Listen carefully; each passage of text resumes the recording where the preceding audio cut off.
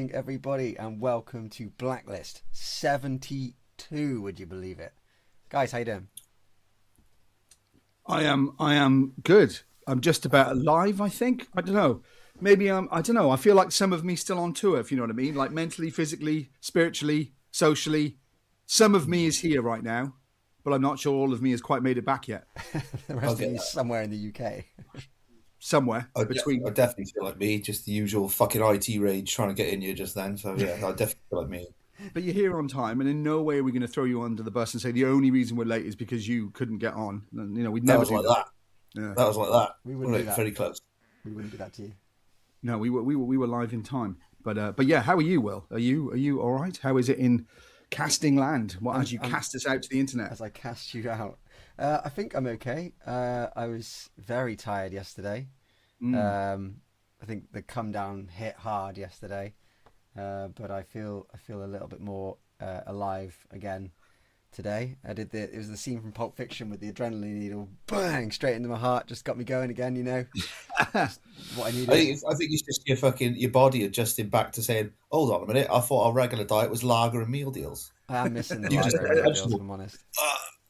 I'll add that to the question list. Best meal deal of the tour. But no, it's a fair thing. I mean, obviously we're going to get into it and unpack it all. But you know, we did travel over 1,000 miles in less than 2 weeks, and essentially went from Edinburgh to Bournemouth, which is, you know, not that far, I guess, by American standards maybe, but by UK standards, that's nearly the whole country. Yep. And so yeah, unsurprisingly, we're all feeling a little bit. I'm tired. Think I'll go home now. American shops, it's like going for a pint of milk, isn't it? Yeah, exactly. It's crazy. American terms. We should welcome everybody who has joined Blacklist 72. So, Suzanne Stockbridge, hello. Andy K22. I always feel a bit like Zane Lowe. I need like a back-in music. All right, shout out to St. Harry J. Yeah, Hell's Bells 1971. I feel you're on board. Carl Walker, Susie Boots, Mindy Prosser, Gina, welcome along. Nikki Walker, Teresa Taylor. Oh, God, Leighton, everyone, John O'Fun 7. Drown Theory just entered the chat. Theory. Drown Theory. Hang on, stay there, but carry on. I'll be like 2 seconds. Go, okay, go, he's go. So overcome, he's going to have a lie down because Drown Theory have joined the live stream. Are you okay, Scott? Do we need to like waft you, like to bring you back round, get some smelling salts or something?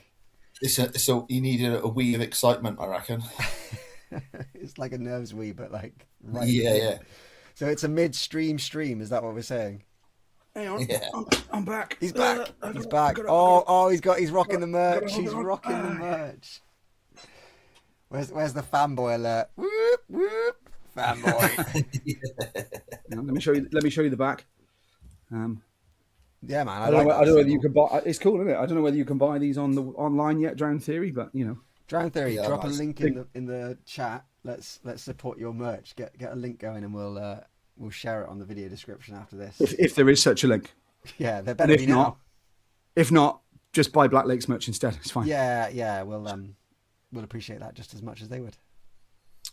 But yeah, good evening, everyone. Thank you for joining us on this From the Ashes tour special. I don't know about you. We've done a few tours now, but no tour was quite like this tour. No, it was good. This tour was they were all good, but yeah, it was different. I would agree with that. They were all good, but it was different. Or to use the common vernacular, it just hit differently, didn't it? This one, it was. From the Ashes, and there's 2 members fucking burnt out by the look of it. It's a fair point. We should acknowledge that in the ash, James has died, so you know he's dead, and Di is digging his grave, so that's where they are now. So he's been trafficked. Yeah, indeed, he's got his high vis on, directing. He's marshalling, directing the great traffic. No, but yeah, no, they can't join us this evening. Well, at least as far as we know, you never know with some of them. You never know when they might just appear, but I don't think they will. So I don't think they both got family stuff on, so can't be with us. So. Lee, Will, and I will be compensating for the 5 of us with 3 of us, if that makes sense. We'll be going doubly hard. If you're going to get the runner-up prize, I mean, this is the runner-up prize you'd want, right? Absolutely. It's almost better than first place. Like you sort of slow down in the race, so you know you'll get second place because you want that second place prize. It's a really interesting one, though, isn't it? Because, like, if you were meeting your favourite band, what members of your favourite band would you want to meet? So, for 99% of the population, it's usually the singer, right? Because the assumption is singer's at the front, therefore singer writes all the songs, singer writes all the lyrics. It's all about the singer, singer, singer, singer. But then I'm just trying to think of bands where, I mean, if you think about the Chili's, for example, I would say that it's the singer and the bass player that are like they're like the big two of the band, if you know what I mean. I don't think I want to meet the Chili's there, if I'm honest. Yeah, I know. I'm just trying to think about bands where, I mean, if you think about Slayer, Tom's on bass, and you probably want to meet Tom and Kerry King. Not that I have any disrespect to Dave Lombardo whatsoever. I'm just saying that the guitar player, singer, bass player combination is probably the best one. I guess, it depends on characters. It depends on which band, like which members of the band are the characters and like that the band is sort of marketed on, Yeah.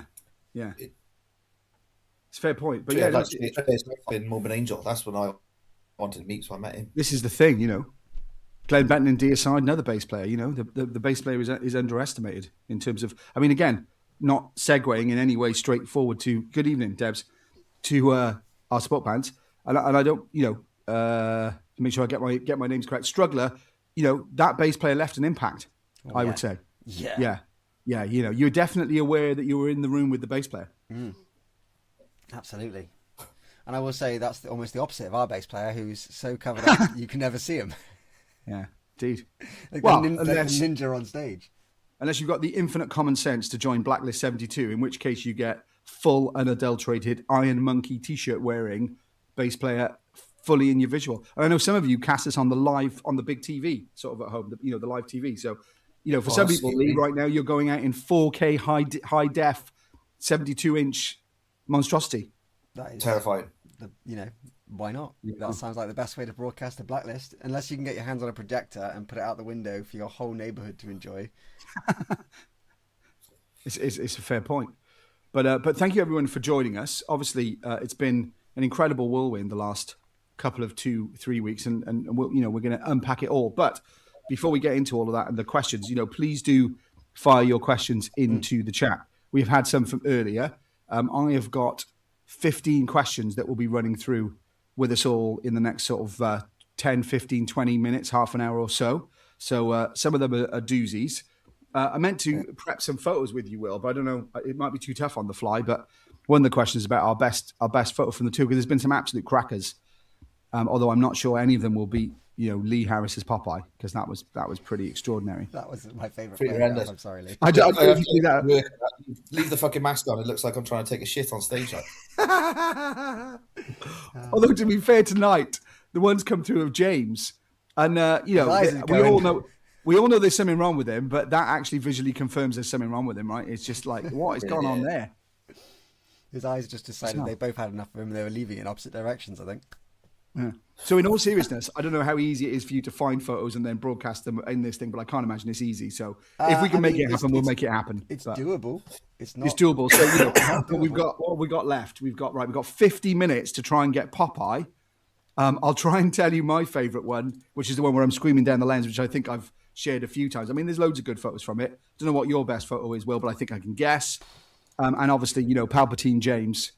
And I don't remember a single photo of Dav where it was particularly compromising or, entertaining or useful. He just always looks sullen face, like I've got a drum now and I don't want him. Focused. Yeah, he's always. I don't know. Like the problem is because I've got folders with the different photographers' names that took the different photographs, but unless I know who took the photograph, I won't be able to find the ones that you reference.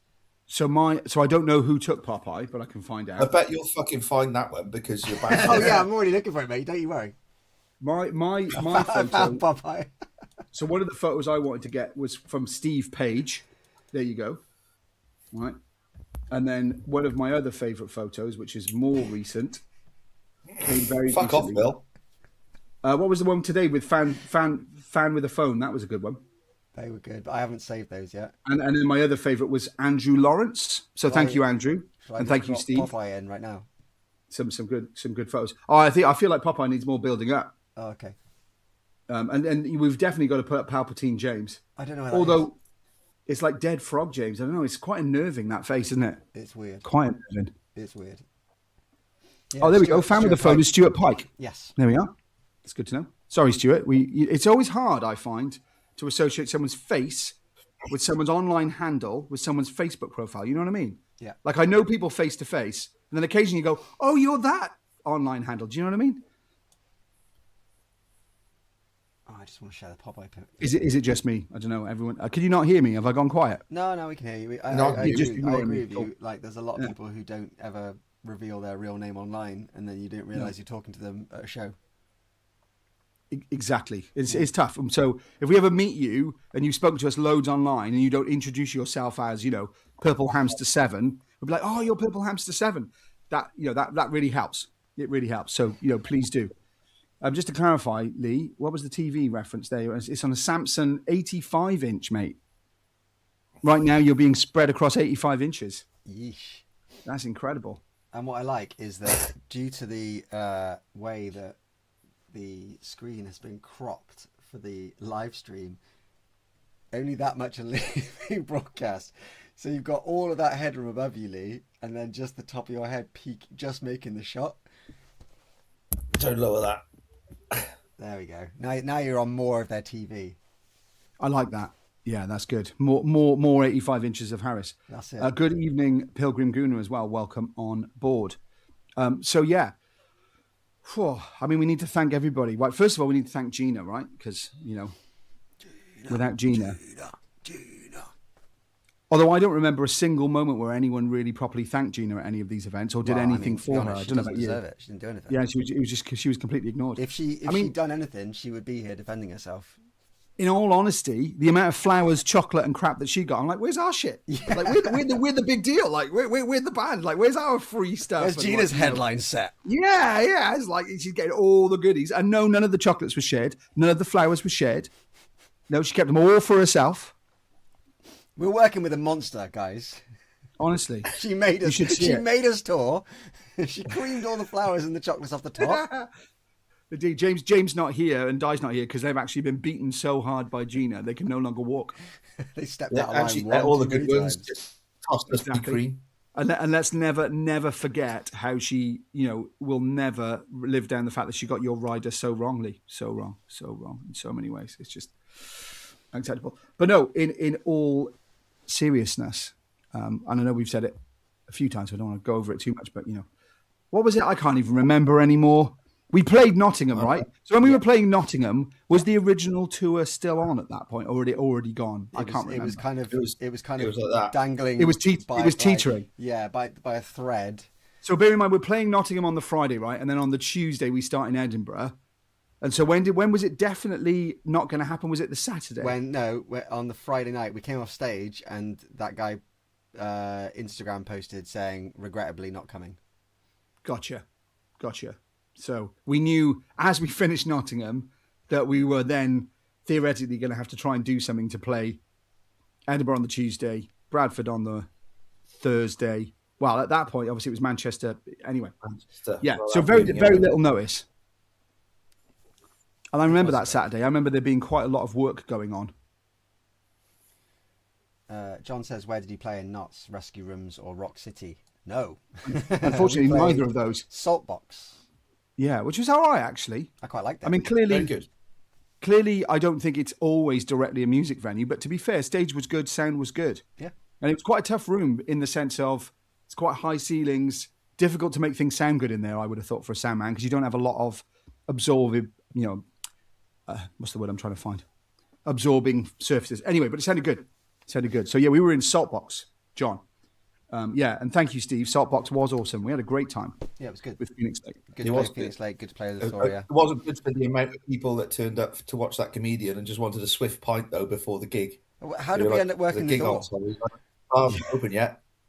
We worked security that day. It was definitely a bit of a memory. We're outside. It's like, sorry, you can't. No, I think it's closed. Like, because we're on, and another band, like, we're the event. Like, because I think a lot of people clearly go there earlier for a drink before who was the comedian. I don't even know who. It's right next to the motor point, basically. When we were leaving, he was leaving the arena in his massive tour bus, and we were like, block him in with our little van, like, fuck you.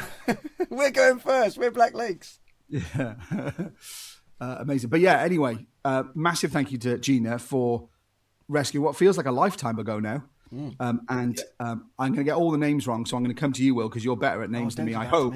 So I know I'm terrible. So is it Mark at Bannerman's? I'm pretty sure it's Mark, right? Am I right? Chris, maybe? I don't know. Sorry, Gina, help us out here. She'll post in and say. Fairly sure anyway, it's Chris at Bannerman's. Okay, Chris at Bannerman's, really appreciate it. He was legendary. And you... Christian. Sorry. First good story. Like being a bridge to Chris. I apologise if it's always Christian, but he's Christian. Good to know. But you stole their key. I may have accidentally left with the keys to their flat, yes. So most importantly, right, you've got the key to the flat stroke green room at Bannerman's in Edinburgh. And where were you at the time you realised this? We were in Bradford. Which, is not a million miles away, but it's a good 4.5 hours. I did, in my defence, offer to drive it back there. You did, which is very kind of you. And thankfully, they didn't take you up on that, and we just posted it. Thank you would very assume, much. I can't imagine you're the first band that ever got drunk and forgot and took the key with them. I mean, it's just not going to... Yeah, bound to that. I would imagine that's a weekly occurrence. Although, while we're on the point of Bannerman's, thanks, Gina, keep them coming. Obviously, while we're on the point of Bannerman's, obviously, it's understandably temporarily going to get shut for refurb because the roof was leaking while we were there, which is a bit scary. It was like when you watch... someone left the tap on and some bastard took the key with them so they couldn't get into the tap on. It was flooding through from the flat upstairs. That's not true. No, it's not true. Amazing place, Edinburgh, and it's really hard to describe, but it's quite lumpy, and I think Bannerman's is effectively underneath the railway bridge, underneath like loads of stuff. So, clearly while it's in the downstairs, there's multiple properties above that probably are actually causing that leak. But yeah, hopefully, Bannerman's will be well open again by the time we come back round. Yep. Good luck with those guys fixing the roof. I'm sure it will be. I'm looking forward to having a pint again in that bar next door and hopefully staying in Edinburgh and making a night of it because that bar next door was banging. I didn't make it in there. It's very cool. I went tourist shopping on the King's Road, I think it's called. Is it? Yeah. King's Row. Yeah, that was nice. I liked Edinburgh a lot. It was really nice. What did you buy? A kilt and some taffy or something, is it? What was that? What did you buy? Some taffy or whatever and a kilt? No. I bought my dad some Scottish coffee with whiskey, and I bought my mum some Scottish shortbread. So I was being properly really well behaved, and I bought my mother-in-law a postcard. I mean, that's how rock and roll I am. I was hoping I was going to swing right to the other way, and I bought my mother-in-law a giant inflatable cock. But that's all right. I carry one around with me every time I go on tour. There we go. Turns out they have a handful of keys when I spoke to the guy at the bar. Not surprisingly, it's a sensible protocol, but I'm confident that your recorded delivery went back. Yes. God, we're going to run out of time. Anyway, point being of this segment is we wanted to thank everybody. Christian at Bannerman's, and make sure I get this right, Matt at Swansea, Gordon at Bournemouth, Keith at the Night Train, and Ewan at the Exchange in Bristol. Yes. And to Gina and everyone that helped get this show on the road. We appreciate everything, every venue, every promoter, every sound man, and all of you. All of you who paid for a fucking ticket. Yeah, absolutely. And those of you that didn't and snuck in, we love you too. Yeah, absolutely. Get Black Lakes on the cheap. Guys, can I just say, I also appreciate the two of you for turning up each night and playing the show. Because without you and latterly there would be no shows. So I appreciate you. Oh, that's kind, man. To be fair, getting very American, isn't it? No. We got through fairly unscathed, though. You know what I mean? Unlike recently, where we've been James down for a little while and various health issues. I think we got through fairly unscathed the whole period. You know what I mean? Of us. Yeah. To be fair, that's our first run of gigs where we were all there. all there. No one died. Nothing, relatively speaking, went wrong. James got a bit of a cold, but other than that, no one. Other than that, we you were well for a change. You could actually sing pretty well most days. Not that you could sing. You always sang well, but you were feeling it before with a cold and stuff. So, that was good. Anyway, we should get into all of these questions. So I would like to. There we go. Comedian was Jeff Dunham. He's the guy with the puppet, isn't he? I've never heard of him. He's the puppet guy. Pretty sure. Yeah, he's I googled him while we were there, just out of interest, and I was like, I don't even recognise the dude. Puppet guy. I think he does like irreverent puppet jokes. Drown I Fear don't know what just irreverent means. Yeah, Let me fairly, Google that. fairly unscathed. Didn't Dav get stuck in Swansea for the night? We will get into that. Absolutely. Yeah. I mean, that wasn't ideal. Let's be fair. I wasn't going to bring that up. No one's brought it up, Drown Theory, as you can imagine. It's never been mentioned since. Not on a minute by minute basis by every member of the band except Di. And I can assure you that every single response has been well thought through from Di. Simply fuck off. I don't think it's ever going away. Whenever there's a No. talk about where we're going, in a park, where But we'll get into that because there may be many people that don't know that. So first question, both to the Blacklist and to you. What would you say was the most enjoyable song in the set? Will, over that 2 weeks, you're playing loads of songs. What do you reckon? And have a think. And Lee, same question to you. What was your most enjoyable song from the set? Probably Hurricane. Okay, I can see why. I mean, you've got like just a mass of people just bouncing as one, and it's so cool. And like, you know, the nights where there was so much electricity running through that crowd, and you could tell people were just like gearing up for Hurricane. And as soon as that intro comes in, you know they're going. It's like, yeah, here we go. This is going to be a fucking frenetic 4.5 minutes. Nice.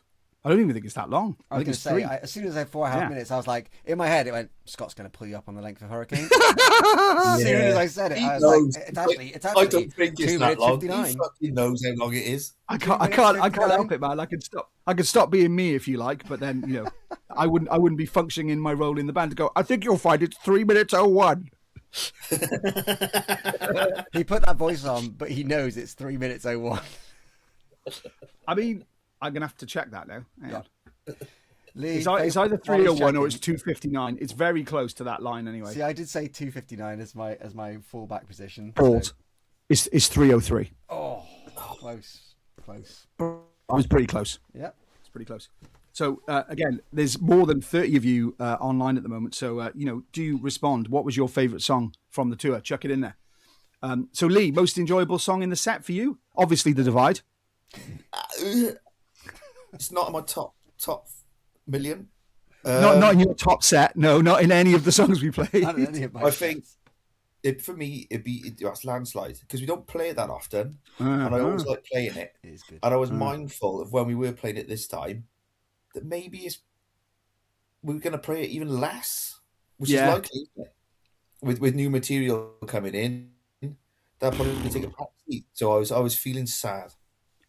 Wow, man, you actually blew my mind there by actually thinking about the fact that, Landslide might be a long time before that comes out live again. So, yeah. I mean, we're going to play on the sets where it might squeeze in now and again, but it's going to be rarer and rarer. To be fair, you have me going.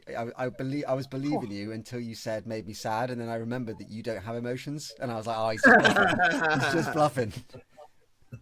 Nah, man, he's not. I learn how to respond to people, mate.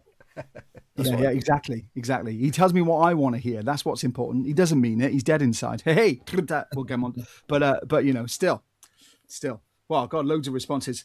Wildfire and Hurricane. Hurricane was just so bouncy. I love it. But we're also finishing with Dead Gods is the best. The new ones were also sounding so cool. Always Dead Gods for me. By the end of the tour, I would say Dead Inside became a huge contender for my top 3. Cool. Loved it all, but it's great to finally hear Rapture live. Nice. Yeah. Bit of love for Rapture. Loved your set. Me and the Sydney Fate lads had such a great night in Swansea. Looking forward to seeing you again. I loved the song Dead Gods Belter. Thanks, Ryan. The new stuff sounded insane. Loved them all. I didn't realise we were jumping from the outset, and Phil was telling me off for not jumping straight away. Yeah, bitch. Get your ass in the air. Get up. Hurricane's when we jump. Sarah Mason Jump, says, motherfucker, Hurricane. jump. Hurricane. Jesus. All right. So not the same question, but on a similar vein. Most surprising song in the set. What surprised you? Burn in Bristol, where the track skipped. Well, that was one of 2 very technically unfortunate situations. I'd actually forgotten about that, and you just taken me back there, and I was like, yeah. And all the smoke went off at the wrong time, and everything went tits. If you were at the Bristol and that show, never happened on we were Burn just like, before. you must have thought, wow, Black Legs are just really going for it with the smoke. Nah, the smoke machines just were like, fuck this, we're going for it. We're having a great night. We're going to go off whenever we want, however much we want. I love that. I just fucking it's Spinal Tap as fuck, like, isn't it? It's funny. What I love, right, is I wrote that question earlier, and not for a second did I interpret the most surprising song as being what was the most magnificent cock-up on stage. It doesn't even go there. My head is like instantly, I was really surprised because this went really well, and people were responding to it, but no, you take it straight to the next straight away. I love it. That's amazing. Didn't even cross my mind. That's who who you are, dude. That is who you are, most definitely. Lee, most surprising, potentially in a positive way, because I do have another question about when did it go wrong later on, but... I don't know what. I don't really understand the fucking question. There's no surprises. There's a fucking set list. There's no surprise. Every third song, Lee's going, ooh, God, it's the fucking divide. Who'd have thunk it? Oh, that's amazing. We'll come on to Lee singing as well. Most, surprising song, Scott. Oh, for me, it was Dark Glass, because we haven't played it for a while. And then I remember I can't remember which night it was, night 1 or 2 or 3. You were like, Jesus, that sounded pretty good. And like, I don't know, it's just where it was in the set, how people responded to it. It was like, we finally achieved, like, live what Dark Glass should be, I felt. And I was surprised by that. I wasn't expecting that. Good answer. And alongside that, which we might come on to later as well, but in an unbelievably positive way for me, like the way that Dead Inside was going and sounding every night was quite exciting. So that was surprising to me how quickly that's become quite strong already, if you know what I mean, which is amazing. I'm loving some of these comments as well. I think Dead Inside will become a fave. Love Vapor, Landslide, Dark Before the Dawn. I love this one, Losing My Trousers. That's like an REM spoof, I'm sure. Yeah, absolutely. Good evening, Dave Earl. Welcome on board. I did think Bristol was a bit foggy. I missed the fog, was stuck on the merch queue with Downpires. You missed the fog. It was foggy. It was foggy. It was malfunctiony and chaotic for the first song, and then we sorted it out. Yeah. And by sorting it out, it meant we turned the fucking machines off and regained control. Yeah, indeed. They went there. So what would you say was the best of the new songs for you? Wildfire. I'm massively surprised by that. I was like, as soon as I wrote that question down, I was like, Will is going to take less than a second to go, Wildfire! Wildfire. I really enjoy it. I really absolutely enjoy Wildfire. With that song. Yeah. Lee, best of the new songs for you? I think Dead Inside, because Wildfire was different every night. Sometimes tunings, sometimes notes, sometimes arrangements. It changed all the time. This is why this thing's a good fucking sort of insight into what's going on behind everything, isn't it? It went perfectly every night, mate. It never went wrong. Nope. It was fine. Yeah. It's all good. But you give off that. But yeah, no, absolutely. But there were a few moments where you're like, is that sounding like it should have done? I'm not sure it was. Good learnings, though. Good learnings. Exactly. It is. Exactly. Learn and adapt. But yeah, no, I really enjoyed really enjoyed that. Wow, Steve Evans saying Wildfires. My trousers fell down while jumping to Hurricane in Bristol. What you mean is you took your trousers off through sheer excitement. You could no longer be contained by your whipping around your head. Yeah, woo! We should make that the South Wales helicopter, but we'll do it with trousers instead of shirts. Yeah, I was going to say, you, I don't think that's advisable. We're taking it up, but take it up a notch. Tweety said Dead Inside, love that song. Yeah, it's going really well. And again, it's not even fully properly recorded yet, but yeah, it's funny. I know we probably bored you with this before, but certain songs you're like, this is amazing. You go live and you go, why doesn't that sound good yet? Other songs you're like, I'm not sure how this is going to go. And then it just instantly takes off live. It's fascinating. I liked how maybe the Bristol show I think it's Bristol show. Nikki said, I really like Wildfire. I like how it's been different every single night of the tour. And I was that's the goal, right? Yeah, that's on purpose. We're just that's the goal. That's the goal. She probably meant it was improving, as we went through. Sure, but, that's exactly what she. That's a kind way of putting it. Dave Hill says Southwest Windmill. If you get my meaning, I get your meaning. Absolutely. There's a lot of love for Break the Silence in there, by the way. Just not to glaze over that. Oh yeah, I forgot about that. I adore Break the Silence. Twice as something that should appear in a set list at some point in the future. I completely agree. I think people are missing it. I reckon it's time for it to come back. But I think we're in a better position to be able to master that song live again now. Yeah, I really do. It needs reworking though, doesn't it? I think it needs tarting up for live. Yeah, it needs reworking, but I think it's possible if there's demand. a show at some point this year, maybe one of our headline shows, we may try and break the silence, because it's been a long time and it's a good tune. It's a good tune. It's gonna need more than just fucking detuning as well. I reckon you should just sing it all, Lee. Drop it 3 steps, will be all right. Yeah, exactly. Yeah, stick it in drop F. So, to be clear, bearing in mind we've got Drown Theory and Sydney Fate, and maybe others on this call already, we were asked by a fan who our favourite support band was. I would never put such a terrible question in to a thing, but a fan asked, "Who's your favourite support band?" So yeah. Or maybe we should rephrase the question to, how were the support bands on tour? I think that's a much better question, because I don't have Thanks a very much. favourite. And I, hand on heart would say, like, I am, and I think I speak for all of us, incredibly grateful to the bands that gave up like their time to jump out at the last minute and be like, we'll come on tour, we'll do this, we'll come to this date, we'll play that show. Like, it was amazing. Like, the only show of the entire tour where we didn't get one band in was Scotland, and that's because we had 24 hours by the time we'd even figured out if the show was going ahead to try and find. And even then, we had bands from Scotland who were all like, we talked to, believe me, a lot of bands from across the UK, but especially in Scotland, and we had people that, in big bands that were saying we would absolutely love to, but here's the legitimate reason why we can't. So we were this close to having like some incredible bands on the Scotland date, and it's so touching that they would have done it if they could, And I think if you go looking at the other dates and the bands that we did get, I'm blown away by it, honestly. Like, it's awesome. I think, like you said, I think everything being sort of last minute, there's the sort of sense of community between the bands. Like you say, the ones who said, "Oh, really sorry, man, one of us is away, or one of us is ill, or whatever. But good luck with it. This is fucking awesome."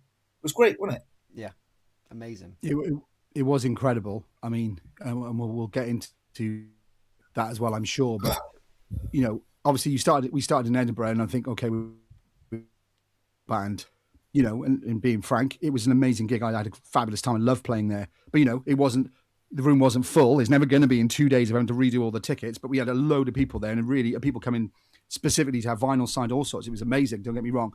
But as it rumbled on, like you were saying, like the camaraderie, the venues, and like the community around it, and like by the time we got back down south and we're doing Bristol and Bournemouth, I'm like, holy, like, crap balls. this is going mental. And then Swansea, it was just incredible. Yeah. So yeah, we should obviously. I'm trying to think about it in order.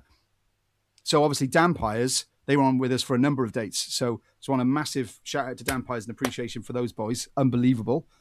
They were with us in Bradford, in Bristol, and in Bournemouth. Really nice guys. Yeah. Incredibly helpful. Jumped in on the load in. Professional. Performed an absolute blinder every night.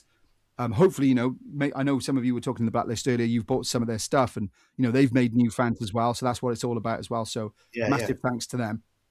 Best makeup mirrors in town. What's that, sorry? Best makeup mirrors. Yeah, they are. Honestly, I'll tell you what, they have seriously upped our mirror game. You know what I mean? I'm like, oh my God, we're amateurs, boys. Look at these mirrors. Yeah. I mean, those boys have a lot of makeup, right? So yeah. It's like biggest learning from the tour. I need to buy me some of those transportable mirrors. They were amazing. Who was the opening band in Bradford? Forgive me. Well, I'll try and remember. They were amazing. I love those guys. Kind of grungy, like, normal rock. I loved them. Into the Silence. Gina will post in a minute. What's that, Walden? Yeah. Into the Silence. Brilliant. Loved them. They were amazing. And then obviously we had Drown Theory then join us in Bristol and in Bournemouth, if I can remember rightly. It feels like a lifetime ago. That's right, yeah. Yep. Was that Drown Theory's first gig in Bristol? Second, I think. But it was like 6 months before. So, I mean, they'll correct me now. Brilliant. Yeah. Really, honestly, really solid for a second gig. Yeah. Very much my cup of tea. And again, I know that might sound like I'm just saying that, but I'm really not. Shoegazy, riffy, screamy, melodic, very much up my street. Can't wait to hear more of that stuff and music when it's ready, guys. Yeah. Online, I will be all over it like the proverbial fly on shit.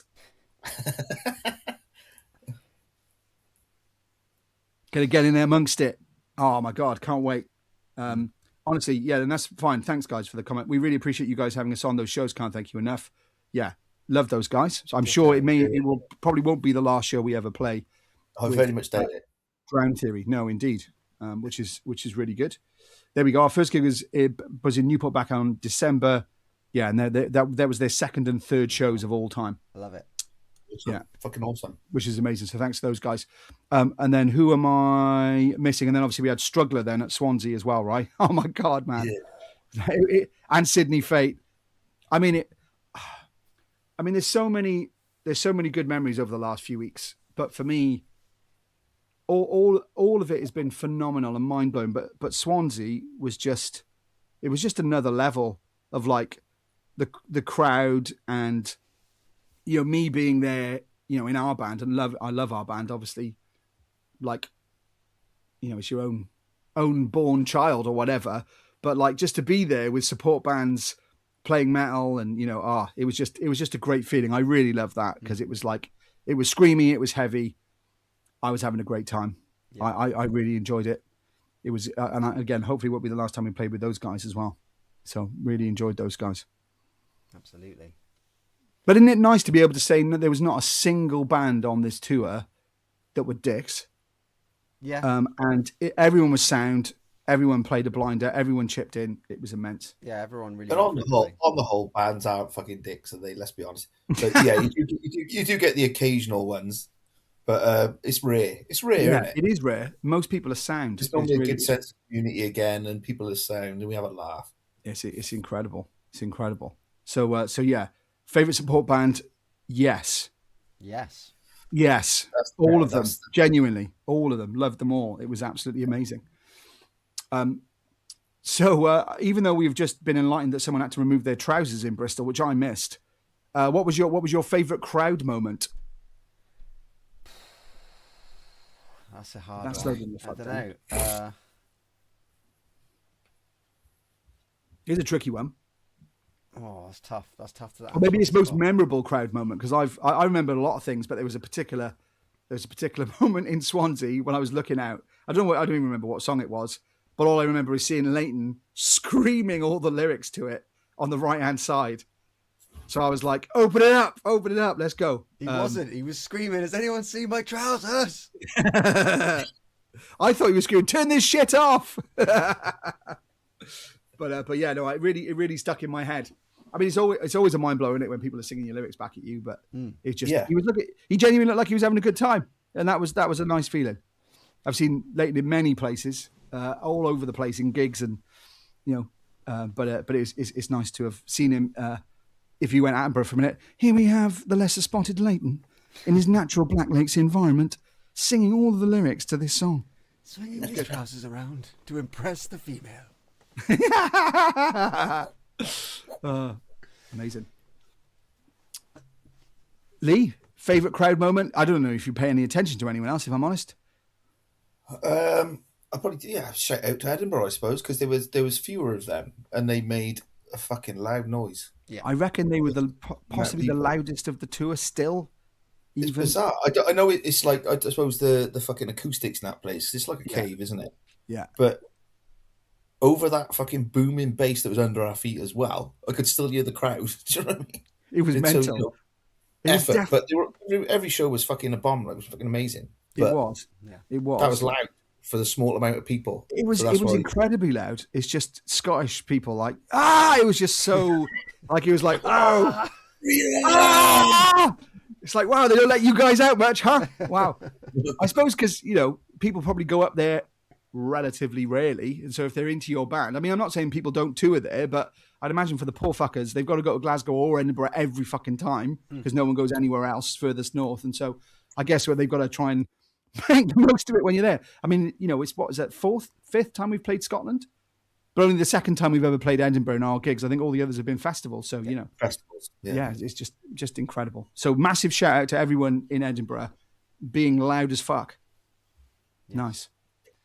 Absolutely. I think, I know it's an obvious one, but in Swansea when we hit Dead Gods, there was so many torches going all the way back, so many lights, and that's probably the most lights we've had lit up for Dead Gods since the Fleece, maybe on Jenna Torturers, because that was crazy. That was a good one, yeah. Those are the two best Dead God lights moments. So whenever we're out next, get all of your torches out for dead gods. I know it might not feel like much in the crowd, but honestly, from the stage, it's like some of the best feelings you can have on stage. It makes the gig sometimes. I mean, it just really, really makes a massive difference for us. So, even though you might feel like a dick going, oh, I'm going to swipe with my phone, but honestly, from the stage, it's the best feeling ever. It really is.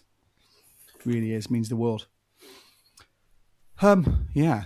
I've got to be careful because we're going to run out of time otherwise. So some of these questions are going to have to be selective. So let me. What was your biggest personal error on stage? You bastard! You know exactly where I'm going. Oh, I don't actually. I genuinely don't have any recollection. I mean, other than maybe getting the lyrics to Fragments wrong every night. I did. I got them right. Did you get them right this time? I can't remember. Them right on the last 2 shows. Yeah, exactly. Out of a 9-date tour. Yeah. And they're not wrong. They're not wrong. They're just the other way around. Yeah. So what happened in Bournemouth? I don't remember. I introduced the You device. do Oh, yeah. That wasn't a big deal. What? And then it was going into fucking Fragments. Yeah, you did a huge big opening for the Divide, and then we were on Fragments, and you were a song too early.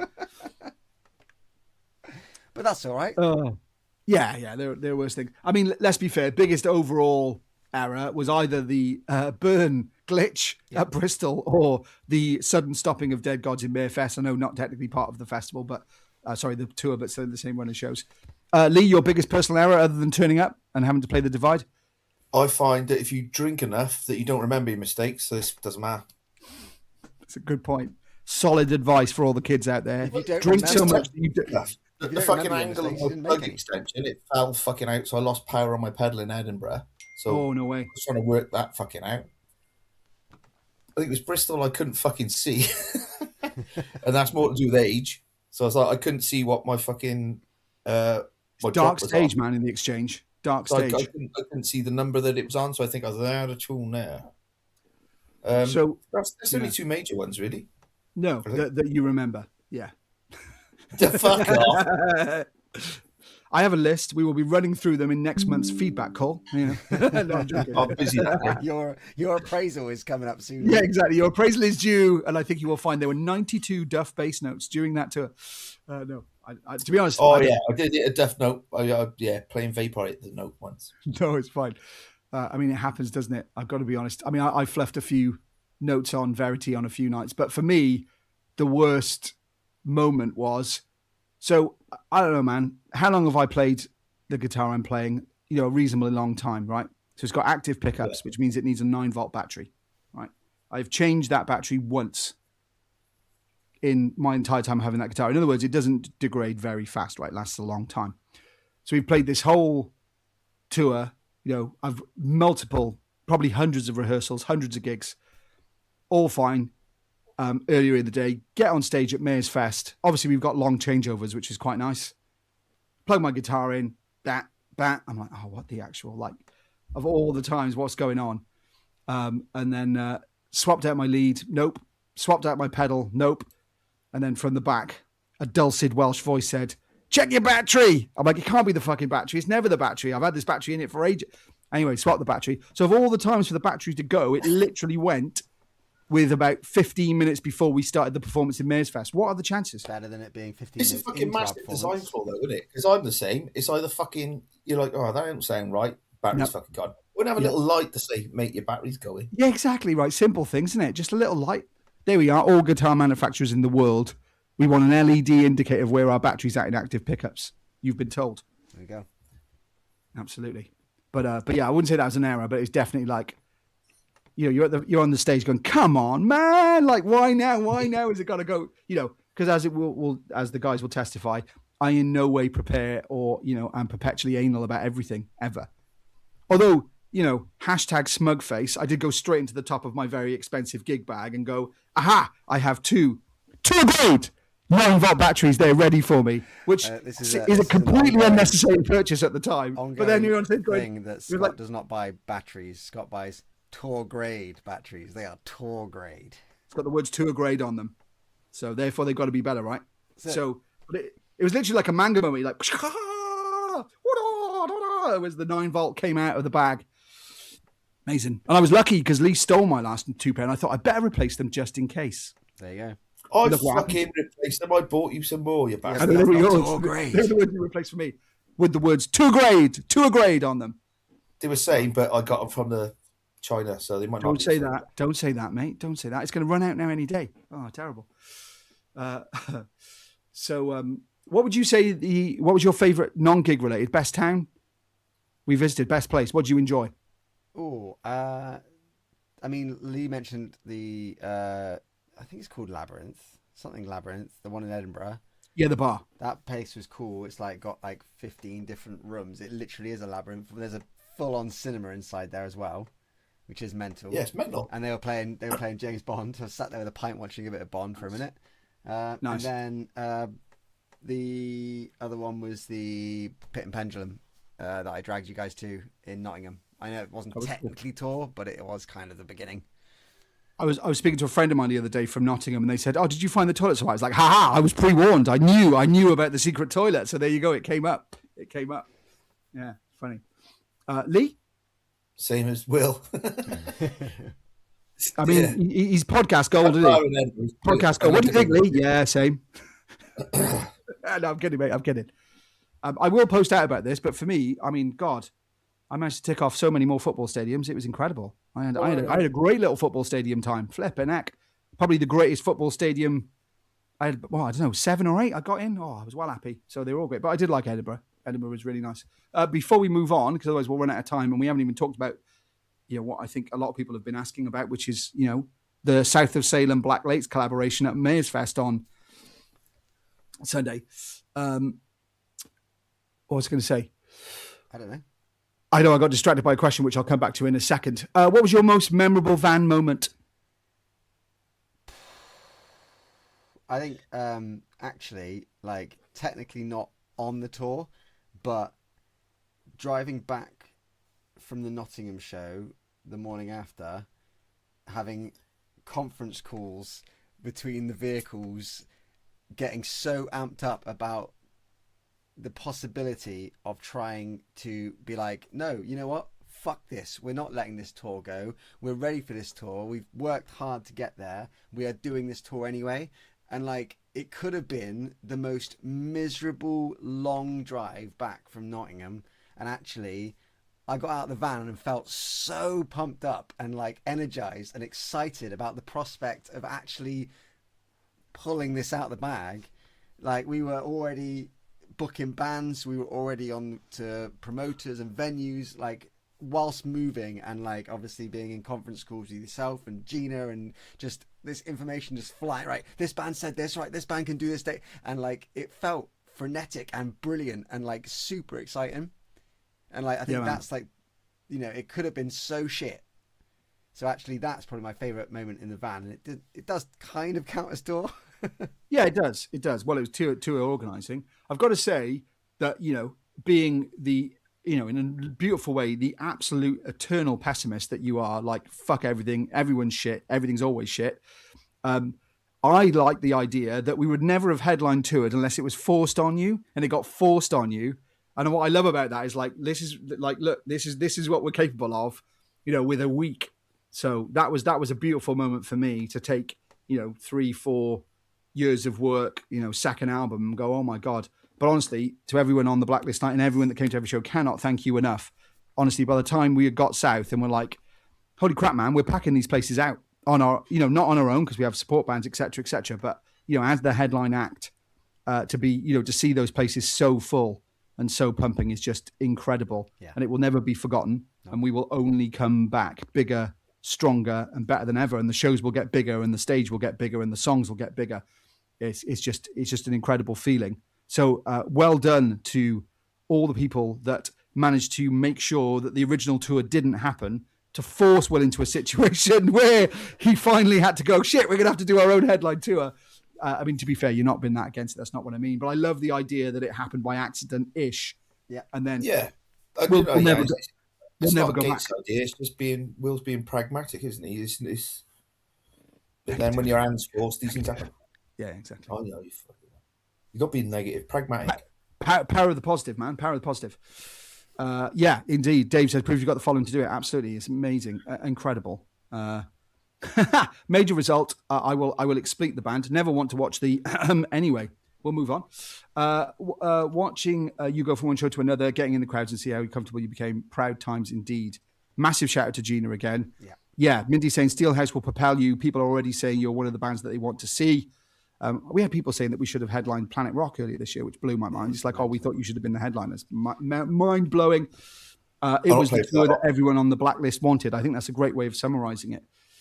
Exactly. It was meant to be. It was meant to be. It was fate. We haven't got too long left, but Black Salem is a thing. I mean, it's exactly. So talk us through going on stage with South of Salem on, what day is it? Saturday? Sunday? I can't remember. What day was it? Saturday. Yeah, genuinely can't remember. Yeah, I don't know. It went all right. I really enjoyed watching those guys. I mean, there was that one song, Hellbound Heart. I was like, who's this guy? I'm not so into that. He did take a dip. Other than that, it was great. It was awesome. I got to be honest. I never saw it come in being asked to do that. Obviously, Joey spoke to me after the show in Bournemouth. Well, I was going to say, one of my questions was going to be, what was the most rock and roll moment, but we ran out of time. But I would say, South of Salem guys coming down to watch us in Bournemouth, that was pretty amazing. And they were like, oh, hi. It's like, oh, right, cool, guys. I know they're from Bournemouth, but it still sounded them to come out. And they were like, right, Will, we want you to perform with us at Mares Fest. It was a pretty sick little time, right?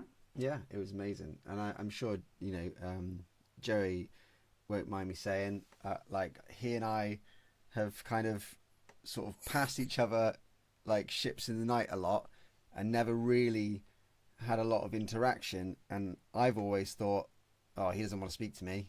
That's fair enough. I'll stay out of his way. And actually, we had a decent chat in Bournemouth. He asked me to do the set. And then off the back of that, I was spending a lot of time hassling him on my phone throughout the week. And I think what I've come to appreciate is that actually he and I are very similar in that we both don't feel that confident in our ability, and we both like to hide, and that we both kind of transform into something bigger to do the shows, and then shrink back inside ourselves. And actually, I was like, you know what? If there's one person on the road at the moment who could probably get me better than a lot of people, is this guy that I've not really been speaking to. So that's been really cool for me, because it just sort of I don't know, just shines a light on how different people do stuff, and how you can potentially misjudge someone as, I think that guy just doesn't like me, to actually that guy's just quiet. Absolutely. And also, I think the important thing is you can be yourself. It's probably not, people might find it surprising, but you're not necessarily the life of the party off of stage, in the sense of you're not the big showman, the big front man. No. Far from it. In fact, every interview is like, so Scott, and I'm like, yes. So quick words from Will and Scott, because Will doesn't like doing the big performance thing. What I would say though, and indeed Joey is sound as hell, but also I was taken aback by him saying on stage, and these guys have got annoyingly good vocals. I'm like, oh, someone noticed, because they all hate me. Because I spent years going, practice the harmonies, practice the harmonies. We've got to work harder, do this better, do this more, practice the harmonies. And he was like, vocal, he said, not vocals. What's that, sorry? He said vocal, not vocals. Watch it back, he says vocal. He's talking about my vocal, but it's okay. I don't think he is. It's fine. Either way. Yeah, indeed. Compliment either way. I think he says their vocals are annoyingly good. I don't think he uses the singular. I know, I was joking. Good. Fuck you. Nice. Anyway, I appreciated that comment, Joey. Not that I expect you watching me. You may watch this back at some point. It's really nice of you to acknowledge and see the amount of hard work that goes into trying to make the vocals on point. Fucking hell, we've even got Lee singing. Yep. On some of the songs now, that is how we are. Honestly, album 3 is going to be a full fucking Queen fest, right? All 5 of us, 5-part vocal harmonies. Is this the life? Is this where you were going? I can't do the growl. See, Lee, you'll have to growl that. I can't growl. I just can't growl. It ain't in me. Joey commented on my Black Lakes hat at Love Rocks and said, "What a great band you are." That's going back some. Oh, that's nice. That is cool. And Minty was saying, Susie, I managed to miss you in Bristol. That's the thing about the Blacklist, the Blacklisted community. It is now at a size where not everyone sees everyone everywhere, which is amazing. You know what I mean? It's like but I'm enjoying the amount of curry planning that goes on before and after our shows. In the Blacklist chat, you can now join the Blacklist. Like in the Blacklist community chat, there's also a side chat for curry planning. So if you are interested in seeing more of the Blacklisters pre gigs, then there is a curry channel within the Blacklist chat where you can arrange to meet for a curry. So there you go. But I love the idea that this band has built a community that now has a sub community of curry people that go for curry because of Black Lakes. It's become an event. It's the best. It's the best feeling ever. So get yourself in the Blacklist if you're not already, and then secondfold, join the supplementary Blacklist curry group. Unfortunately, I wish it was a creme curry group, Lee, because then you could go with Blunt Force Korma, but it's different bands. But yeah.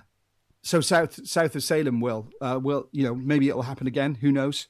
I'm sure hopefully we'll play with those guys again. Played with them a bit, but we look forward to that. Obviously, they've just been added to the Johnny 5 tour, which is incredible for those guys. Amazing. Awesome, so cool. We've only got 3 minutes or so left, but if you haven't yet already, check out the 9 Inch Nails Boys Noise Coachella performance. I mean, it makes you want to retire from music. It's that good. I mean, it's just like wow, just like another level. Get a little. You always got to have your people to aspire to, haven't you, and people to look up to. But Trent, man, blows my mind every time. Always innovating, always doing something new. Yeah, incredible. What's fucking next anyway? What's next? Well, technically, next is something that hasn't been announced yet. So, shh. And then after that is I don't know. I don't know. I'll have to check. I genuinely don't know. The next announced sort of mainstream publicly attended event will be. Currently, is it Steel? It might be Steelhouse. Steelhouse. Me. Yeah. Indeed. It's a pretty small gig. That about 10 people. No big deal. Yeah, and then obviously Hammer Down the same weekend.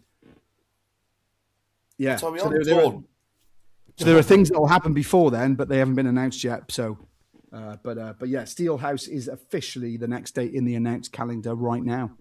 And if you are looking further into the year, because someone who just mentioned it in the chat, it's gone. Steve Evans did mention it in the chat, but he's deleted his message about the Gifford show. Yes. The tickets are still going up in terms of sales there. He's just put it in again. Let's sell out the GIF. Absolutely. So we've sold 50% of the tickets within the first 48 hours of going on sale, which is a very, very positive reaction. We would absolutely love to sell out the GIF again. Just selling 50% of the tickets this far in advance of it's like a November show.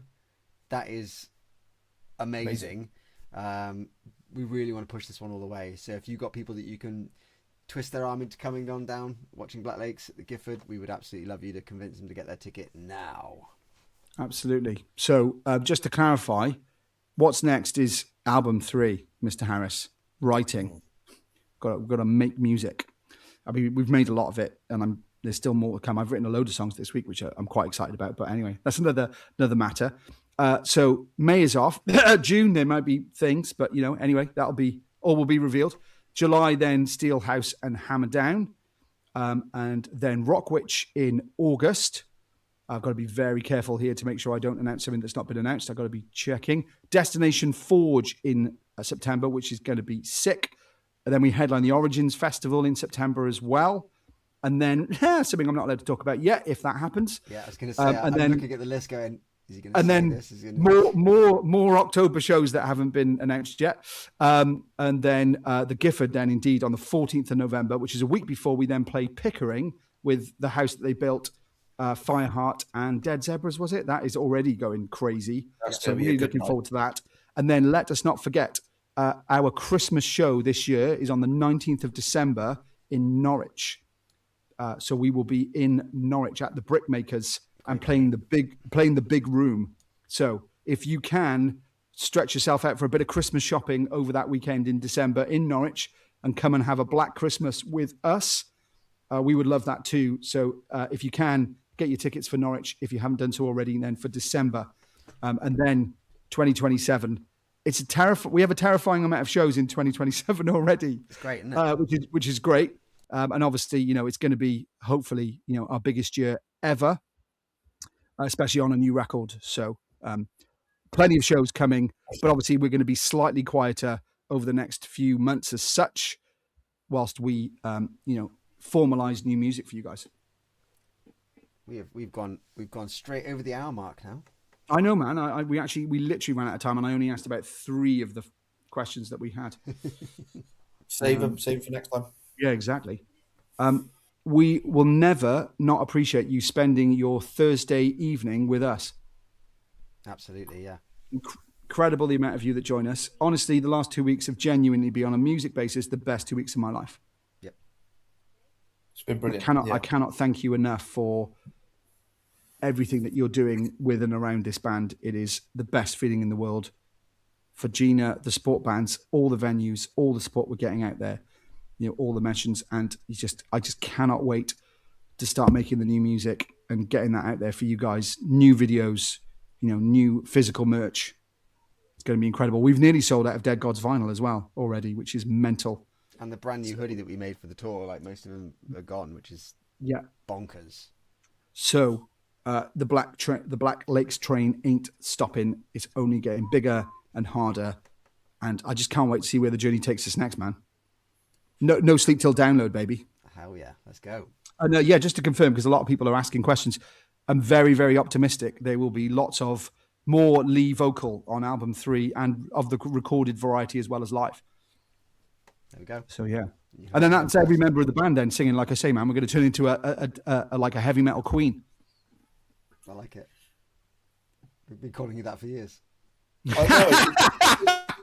When he said we're going to be more like Queen, I was thinking RuPaul straight away, and I was thinking, no. I'm not going to fit into fuck all at the minute. The musical artists that are known as Queen collectively, Absolutely. They're a small band, didn't make much of an impact in the 80s. Yeah, not really listen to them. Yeah, but no, absolutely. Our Bohemian Rhapsody is to come with a 9-part death, scream, and growl combo. Can't wait. Right, let's end this one. Thank you, like Scott said, thank you so much for joining us. Thank you to everybody who came out on the tour. Absolutely phenomenal couple of weeks. Thank you to everyone involved in the tour and every band and everyone behind the scenes that made that work. We will see you back here in a month's time for Blacklist 73. Let's see what we're discussing then. I'm sure we'll have something interesting to talk about. No doubt. That in May, is it? Yeah. May. Dude. And if you're interested in hearing more from us than we talk about on these live streams, then do check out the Blacklisted. So if you go to blacklakes.com/blacklisted, there's a chance to sort of get a little bit more behind the scenes and get more live broadcasts and things than we do just like this. So check it out. More filtered stuff, videos, early access to the album, hearing us record it, the whole bit. So we're very grateful for all of our Blacklisted subscribers. And if you'd like to become one of those as well, you are very welcome while we go on this album 3 journey that will hopefully lead to the Rock and Roll Hall of Fame, right? Along with Iron Maiden after 23 years. Every step leads there eventually. I know we're going over, but fuck me, how overdue is that? Like, Jesus Christ, 20 years and you now want to acknowledge Maiden? We have never known a band. We're really going to spiral out of control if we start talking about Maiden. I've never known a band more undermined by the media and yet succeed despite them. So fucking unbelievable. That's the way to do it. Yep. Is the way to do it. Absolutely. Right, we're gonna end this call here, and then we're gonna carry on having a probably 25-30 minute conversation about Iron Maiden, but we won't let you. We won't bore you with all that. So we will catch you on Blacklist 73 in a month's time. Cheers, guys. Have a good night. Thank you ever so much, everyone. Have a great rest of your week.